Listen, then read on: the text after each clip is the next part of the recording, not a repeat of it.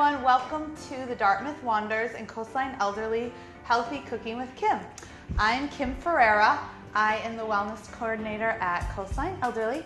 Unfortunately, Edith was unable to make it here today, but we have a lovely guest from Coastline, and this is Jamie Bucheri, and she's going to explain a little bit about what she does. Not a little, there's a lot of what she does at Coastline. So I kind of took over what you used to do Yep. in doing the community outreach programs at the Councils on Aging, doing the supplement program, and also doing some one-on-one counseling with the consumers. Yes, and soon she will be taking over my reins Yes. with the worksite wellness piece, which is very exciting. Very exciting. So Coastline is in very good hands. I'm really excited that Jane is on board. Thank you. And she also is what? Why are we so similar? A dietitian, yay! So she's also a registered dietitian, and she has a couple really nice recipes that she is going to show us today. I haven't made either of them, so I'm really hungry and excited to try them. And they are...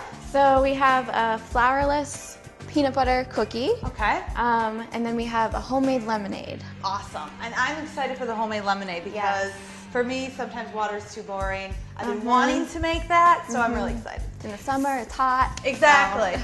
So let's start with the flourless cookie. And it's also gluten-free, right? Yes. And we'll talk a little bit about that as we kind of make the recipe. So what is all in this flourless cookie? All right, so it's only 5 ingredients. Nice. That's all you need. And you start with peanut butter. So you have a cup of peanut butter. Okay. And we chose, again, being a healthy cooking show, we found an unsalted peanut butter. So if you can find that in the store, do that, because again, we don't need the extra sodium when you're adding things like baking powder. Chocolate chips have a little bit of sodium in it to stick to the unsalted. We also grabbed the smooth too. Yes. Does it matter? You could use chunky if you wanted to, if you like that extra crunch, but it doesn't matter either way. Cool. Whatever you prefer. Nice. So a nice big chunk of peanut butter. So now I'm adding 2/3 of a cup of regular granulated sugar. Okay. And then you kind of cream this together. Okay. Nice. Till it gets, till all the sugar's mixed in. So while she's doing that, I'll explain a little bit, you know, with this cookie being gluten-free, she brings this up at a great time because we're starting to see, I can't believe how many gluten-free items I am seeing in the store now. Like, it's huge growing up. A little bit of background, you know, I'm sure you guys at home, you folks at home are starting to see more gluten-free items. And it's really because, you know, since the 50s, there has been a 5-fold increase with people that are having issues with gluten. And, you know, there's lots of theories. I mean, it's hard to find like the exact reason why. Some of the reasons that they're speculating is we're eating a ton more wheat than we used to. I mean, think about all the products in the store. We aren't breastfeeding as much as we used to. And the really interesting piece is, and I'm sure you've done all this research too, is that gluten-free has been a bigger issue in countries like the US, industrialized areas of, you know, countries that have you know, high level of sanitation practices. So that's a little background about the gluten. So, all right, what's next? I'm trying to crack my egg here. I know. So we're gonna add 1 egg to this. Okay, cool. And then we'll add 1 teaspoon of baking powder. That means I can't eat that dough with all the eggs in it. As much as you want to. That's the best part of making cookies, really. I know. So we just need 1 teaspoon of baking powder. Okay. And then mix this together. Okay. So while she's mixing that again, we'll kind of go back to our gluten-free. The thing with gluten-free is, and what's frustrating as a dietitian, is it's trendy. It is trendy. Yeah, you find a lot of people doing it because they think it's a healthy diet rather than it's for people who have an actual allergy. Right, and it does promote weight loss because a lot of things with gluten are a lot of those items that we tend to overeat. So it makes it harder for us to try to explain, you know, why a gluten-free diet, one, it's not fun. It's not it's fun. hard to follow if you're really going to do it. Yeah, and it's expensive. It's really, you know, these items are going to be more expensive, but, you know, if you're having issues with gluten, the items that you have to stay away from are, gluten is the protein in wheat. Yes. Wheat and rye and barley and those types of families of grains. So, you know, things like pasta, things like cereal that when you look at the ingredient, it's, you know, wheat flour. Even things like cornbread mix. Right. Corn, we know, is gluten-free. So your tortilla chips, which is corn, it's just plain cornmeal, corn flour, little salt and oil. That's gluten-free. But a cornbread, why it's important to look at labels is because, look, the first ingredient There's a lot of hidden ingredients that you wouldn't think of. Like wheat flour. Right. That's the bulk of it.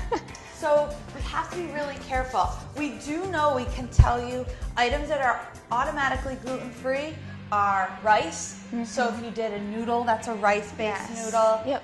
Beans and lentils and nuts are all gluten-free. Fruits and vegetables are gluten-free. Potatoes. So corn, anything corn. Anything corn is all gluten-free. So if you suspect that you're having an issue with gluten, you know, it could be a wheat allergy. So that means your diet's going to have to really, really be limited in gluten. A gluten sensitivity, or what's called celiac disease. And these symptoms are not always so easy to... It can be different for everybody too. Yeah. Depending on who you are. That has no symptoms with bloating or gastrointestinal problems, but she has a lot of reflux. Yes. And that was a big symptom of celiac. You might never know. Yeah, exactly. But getting back to the cookie real quick. Sorry, she's mixed everything up. I know, I got really excited talking about gluten. So you roll them up? Yes, so I added 1/3 cup of chocolate chips to the mix, mixed it up, and now I'm rolling them into little balls. And rolling them in sugar. And then you put them on the baking sheet and you put a little crisscross with the fork to kind of flatten them out. And I can do that job for you. So while she's rolling that up, we'll finish with our gluten talk. So corn, beans, potatoes, rice are pretty much the main substitutes for wheat that you find in the store for people. Oats is gluten-free when it is in a non-contaminated form. So oats a lot of times are produced in factories with wheat and things like that. So people have to be careful with that. You know, the celiac disease essentially is your body is not tolerant of gluten. And the scary thing with celiac is that your body starts to attack your intestinal wall because that's where your body absorbs all the gluten. And it's definitely one of those you can have for a really long time. I've had people that they're in their 80s and they're like, I just found out I had celiac disease. Because if your symptoms, like, you know, and we eat so many things that you might have a stomach ache and you might just think, oh, I probably just had something bad.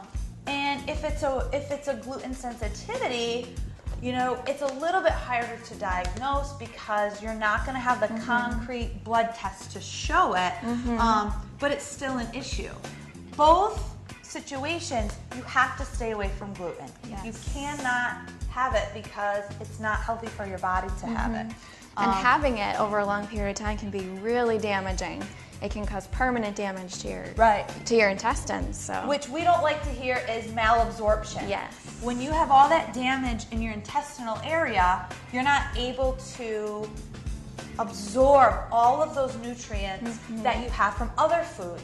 So if you've damaged your intestinal area, just eating things like your fruits and your vegetables, your body doesn't have the capacity to absorb missing out on a lot of nutrients. all of those nutrients.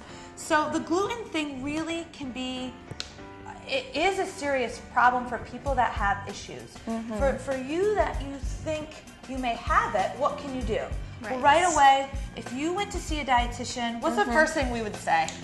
I don't know.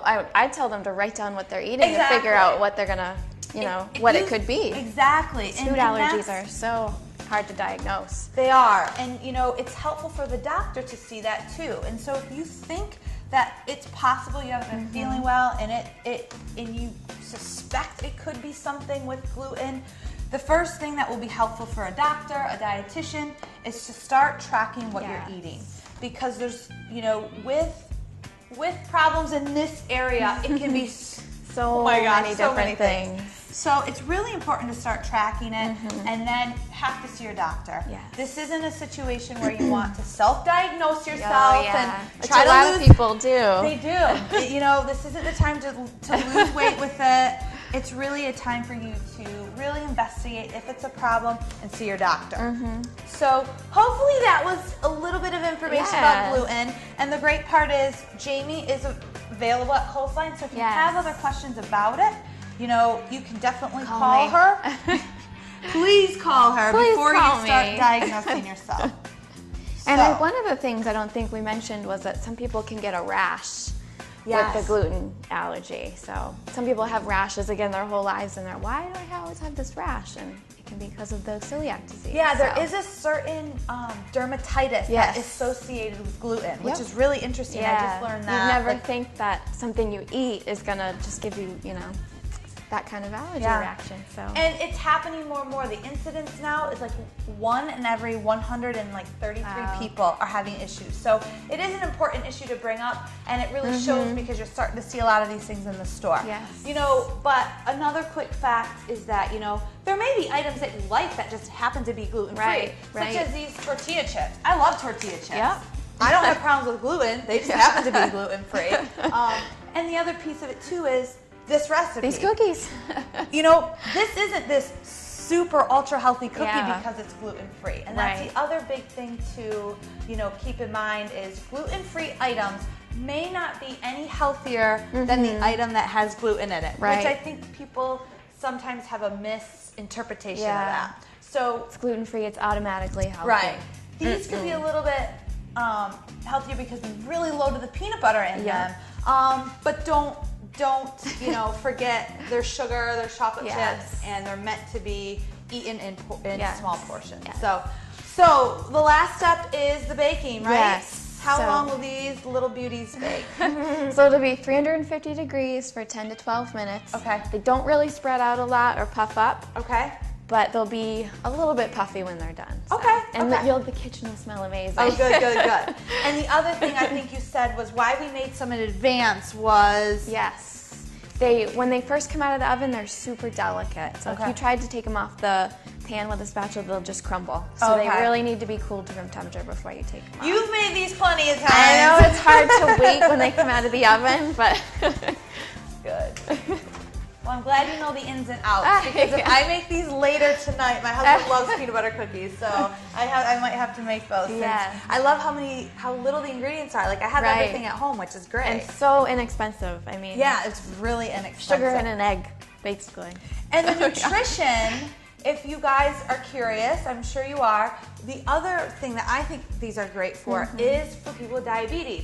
Because you are eliminating the flour, you are really cutting down on the carbs. And I know it's hard for people, you know, we hear it all the time, you know, they want to have their desserts. And sometimes they want to still have that bun on the hot dog and their pasta salad. These are pretty low in carbs. Like one cookie is not even 10 grams of carbs. Right. So it allows you that extra flexibility to have dessert and not feel like you've blown all your carbs away and you couldn't have any carbs for your meal. Yeah. And they're so loaded with peanut butter that they're so rich and filling and melt in your... I'm just so excited. Yeah, they're a little bit higher in fat, but it's the healthy fat from the peanut butter. Right. So it's kind of your give and take, but with diabetes, it's great because you have a little bit more fat, but you have less carbs, and they're really low in sodium, which any of you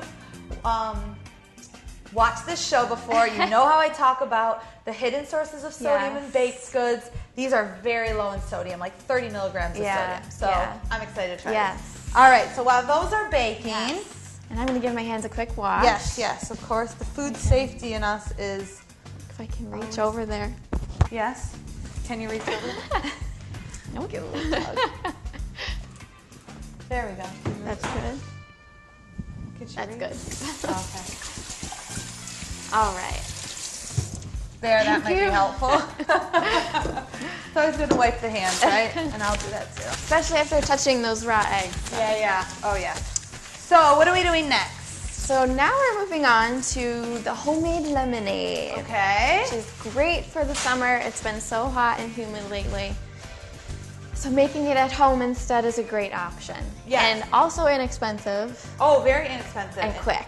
Why I love this is you can control how sweet it is. Yes. Because I don't like things that are like really sweet. A lot of lemonades, especially if you're going out to eat, it's just too sweet. I just wouldn't order it. So I love that we can kind of play with the sugar. We probably want the sugar from over there. So how do we put this recipe together? We'll start by mixing 1 cup of water and 1 cup of sugar in our pan. And this is going to make our sweet component of the lemonade. So you're going to bring it to a boil. Okay. Let it boil for maybe a minute, just until all the sugar is dissolved. Okay. And that makes the simple syrup. Okay. So that's easy. And then in the meantime, we'll squeeze all the lemons. These lemons. So this is also a good workout because you can squeeze all these lemons together. You know, what I like to do at home, but sometimes it's just, it gets boring, you know, just the water and, you know, I will squeeze some lemons and limes and sometimes oranges in it. Yeah. To kind of sweeten it up. And that's a good alternative. But sometimes you do just want like a good lemonade, and you don't want to buy it in the store. Yeah, and if you don't drink it all the time, then you're buying this big container and spending all that money for nothing. Yeah. So I'm excited to try this. Yeah. Sometimes I also like to add like seltzer water to it. Oh, like a spritzer. Yeah, exactly. For the summer. And this I bet would be great for parties. Absolutely. You know, especially with kids. You know, instead of having all the soda around. Because we know. And all the extra stuff and the corn syrup they probably add to all the lemonades you get at the store. And all the other preservatives and chemicals in a lot of these different drinks that these kids are now having tons of. Oh, yeah. But this is great too if you're living alone, right? Because then you can just alter this. Like, how much are we making? How much will this recipe make? This is going to make about 2 quarts. So it'll fill up this container. Okay. And we bought, how many lemons did we have? We bought 5 lemons, yeah.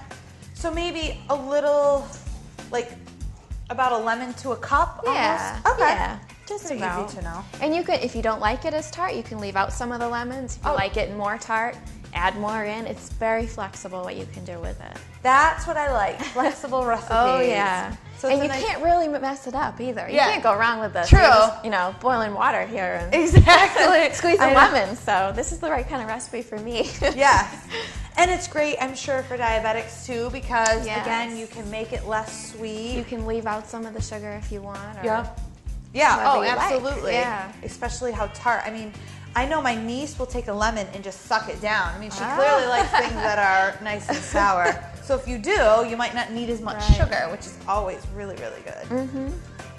So I think this strainer is really important because I can help you with those lemons. Perfect. I forget how many seeds are in lemons. Oh, yeah. And you could probably do this with like grapefruits, right? Yeah. Like you could do a orange mix. juice. Yeah, fresh orange juice. Mix of lemons and limes, and even adding the grapefruit, like you said, or good to know. Great way to make your own orange juice if you want to. And it's something. It looks easy. You could get kids involved too. Yes. You know, it's really safe if you're on the stove and they're just squeezing these lemons. And same thing with the cookies. Yeah. Oh, Get a little kid in there mixing up the peanut butter. So very kid-friendly recipes. Yeah. You know, you're not using a lot of equipment. There's not really a lot of cutting either. No. So that piece of it is also a big bonus. So, and this is perfect timing. I think by the time we squeeze all these lemons, that water is about boiling. So I think we did almost there. Timing. And then our cookies will be done. Yeah, and then we'll have a nice little snack. So do you already add the water, or will you add that after? I usually add the water after. Okay. Just so you can see how much rum you have. Okay. And your container. Okay. And adding some ice to it. I think we have ice in the freezer. Okay. And do you want me to pour the lemon juice already in here? Yes. Okay, perfect. There's a lot of lemon juice. I like that. Oh, yeah. Fresh lemon juice. Yum. And we can add in the ice cubes. And another great thing to talk about when we're talking about making our own drinks at home is sugar-sweetened beverages from the store. You mentioned soda before. Yep. How much soda kids drink nowadays, and you don't realize how much sugar is in there already from the corn syrup. Right. We do this great thing called Think Your Drink. I don't know if you've done that before. I haven't. You haven't? I'm learning all these new things today. So you get a scale and you actually measure out how much sugar is in a drink. Oh, so we okay. did one time, our water's boiling. Oh, good. We did a colada from Dunkin' Donuts. Oh, which I hear, kids just as well as adults. I mean, everyone runs to Dunkin' Donuts. Oh, yeah. Because it's easy, it's convenient, and it's delicious, too. But you can't control the sugar that goes in there. Exactly. Yeah, but we did a vanilla bean colada, and there was like 30 teaspoons of sugar in the small. We were just blown away by how much. I mean, that fills up almost a cup.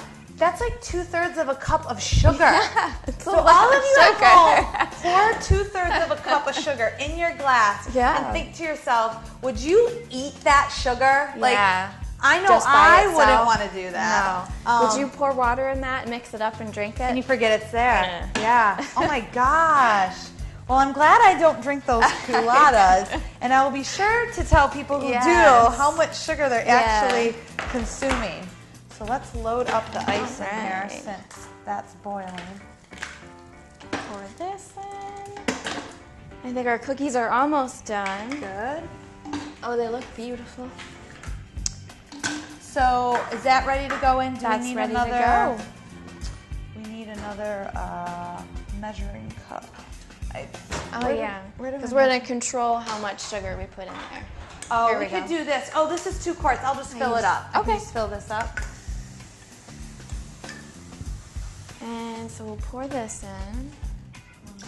Maybe we'll start with half of it. Yeah, why don't we see do what half? we think. Because, like I said, if you don't mind, I don't like things that are overly sweet. Oh, absolutely. I have a big sweet tooth, so. Well, the nice thing is we can always add more. We can.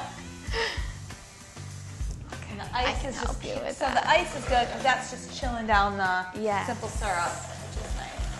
Stir. Oh, it already looks amazing. Oh, it looks. That's like fresh because it's not super yellow. Like when you can tell that it's, has some help with the color versus it just being nice and natural. And you could even put different kinds of fruit. You could throw some blueberries in there. Oh, that's true. Or some raspberries. And they're right in season right now, so that would be really beautiful color. Cool. All right, well, let's pour this up. Let's try it. And let's get our cookies. Our cookies we'll bring over here. Oh, these look amazing. Those look wonderful. The smell. I know this whole room smells like peanut butter does. with a little hint of sweetness. It smells awesome. And this is a great snack. Again, it can fit into anyone's diet if they're, diabetic, have a history of heart problems or high blood pressure because we're controlling the sugar, we're controlling the sodium, we're controlling, the carbs, which is nice. Ooh. And I like that it's rich because then you don't have the need to eat like 4 cookies. You couldn't eat too many of them. It's just so rich. It's like a really rich chocolate cake. You can't have 2 pieces. Well, that's good. So 1 is just plenty. So we're well in portion control. Oh, beautiful. And it makes a lot. It does make a lot, Great. And it's quick. This is so quick. This is probably one of the quickest recipes that we made, and we made 2. So that's what we like to show you. Very simple, easy recipes you guys can do at any point at home. Okay. Wonderful. Here's your lemonade. Hopefully it's sweet enough for you.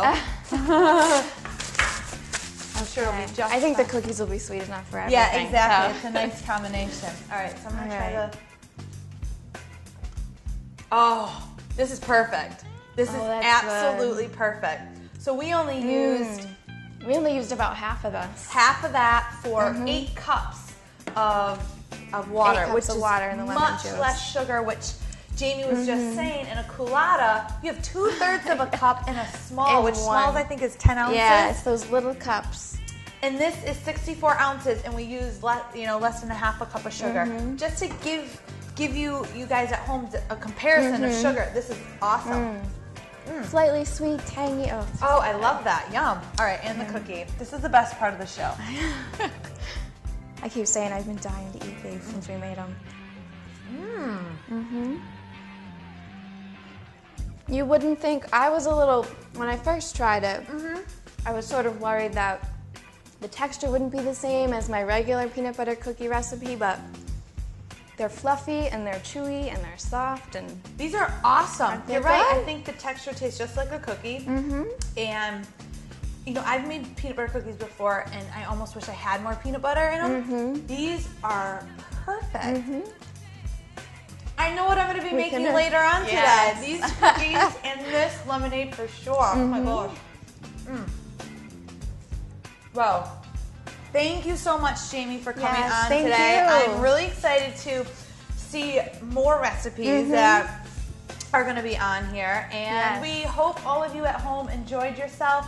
Please stay tuned at the end of this show, because the recipe will be shown at the bottom. And you can always visit us at coastlineelderly.org under Coastline Cooks. All of the recipes from this show and in the past are all on there for you to access. So thank you again, Jamie. Thank you so much for Everyone, having have me. a great day. Bye.